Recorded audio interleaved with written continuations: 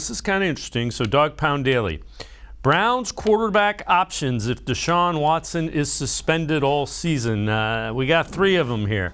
They say Nick Foles, number 3. Number 2, Jimmy Garoppolo. And number 1, Sam Darnold.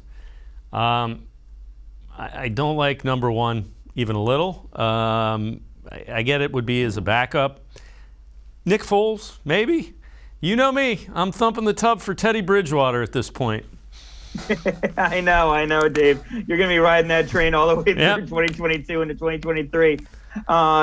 Dave, I look at any of these names, and the Colts brought in Nick Foles after bringing in Matt Ryan. They couldn't afford to deal with the Eagles quarterback for the majority of 2017. So they decided to bring in the playoff quarterback from that year.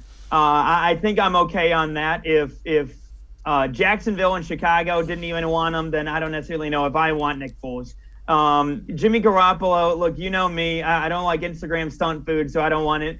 Jimmy Garoppolo at this point. And, with Sam Darnold, I mean, I don't know. Maybe if he gets brought in to, sit behind Jacoby Brissett for the majority of the year, then maybe. But the problem is, Dave, is that when it comes to the Cleveland Browns at the quarterback position, they try to structure it so that they have quarterbacks of similar styles, at least at the quarterback position, whether it be play action, movement around the pocket, and being able to operate a similar type of system. I just don't see Nick Foles, who is essentially a statue. He might as well be standing out there for Otto Graham at this point.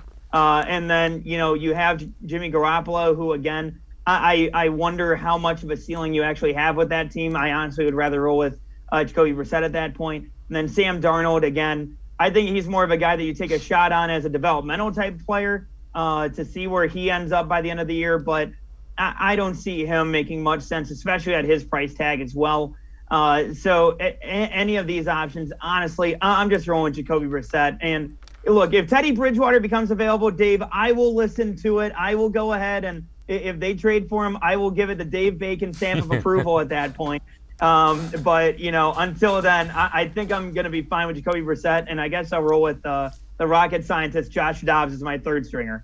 Yeah, to your point, Sam Darnold has the same price tag as Baker Mayfield because they picked up the 5th-year option of him. Garoppolo even more expensive. So, I hear you.